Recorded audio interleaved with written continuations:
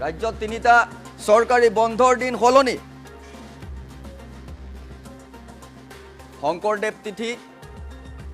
শংকৰদেৱৰ জন্মোৎসৱ আৰু কৰম পূজাৰ দিন সলনি কৰা হৈছে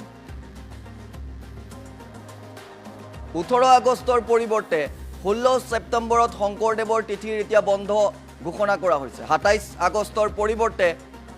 25 ছেপ্টেম্বৰত কৰম পূজাৰ বন্ধ ঠিক একেধৰণৰ 24 ছেপ্টেম্বৰত শংকৰদেৱৰ জন্মোৎসৱৰ বন্ধ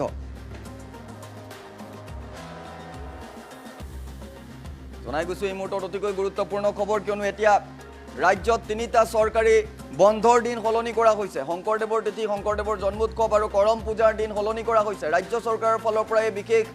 সলনি কৰা হৈছে বন্ধৰ দিন 18 আগষ্টৰ পৰিৱৰ্তে 16 ছেপ্টেম্বৰত শংকৰদেৱৰ তিথিৰ বন্ধ ঠিক একেধৰণৰ 27 আগষ্টৰ পৰিৱৰ্তে 25 ছেপ্টেম্বৰত কৰম পূজাৰ বন্ধ 24 ছেপ্টেম্বৰৰ পৰিৱৰ্তে ক্ষমা কৰিব 24 ছেপ্টেম্বৰত এতিয়া শ্ৰীমন্ত শংকৰদেৱৰ জন্মোৎসৱৰ বাবে বন্ধৰ দিন ঘোষণা কৰা হৈছে তিনিটা বন্ধ সলনি কৰা হৈছে চৰকাৰী বন্ধসমূহ এতিয়া সলনি কৰা হৈছে তিনিটা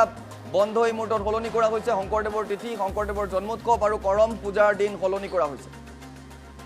18 আগষ্টৰ পৰিৱৰ্তে 16 ছেপ্টেম্বৰত শংকৰদেৱৰ তিথিৰ বন্ধ 27 আগষ্টৰ পৰিৱৰ্তে 25 ছেপ্টেম্বৰত কৰম পূজাৰ বন্ধ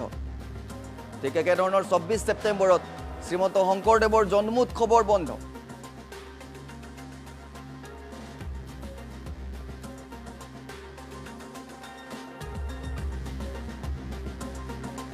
জনাই গৈছো এই মুহূৰ্তৰ অতিকৈ গুৰুত্বপূৰ্ণ খবৰ কিয়নো শেহতীয়াভাৱে দেখিবলৈ পোৱা গৈছে এখন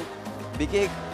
নিৰ্দেশনা জাৰি কৰা হৈছে য'ত তিনিটাকৈ বন্ধৰ এই মুহূৰ্তত হাল সলনি কৰা হৈছে ৰাজ্য চৰকাৰৰ যি চৰকাৰী বন্ধৰ কাৰ্যসূচী থাকে বা তালিকা থাকে সেই তালিকাত এই মুহূৰ্তত তিনিটা দিন সলনি কৰা হৈছে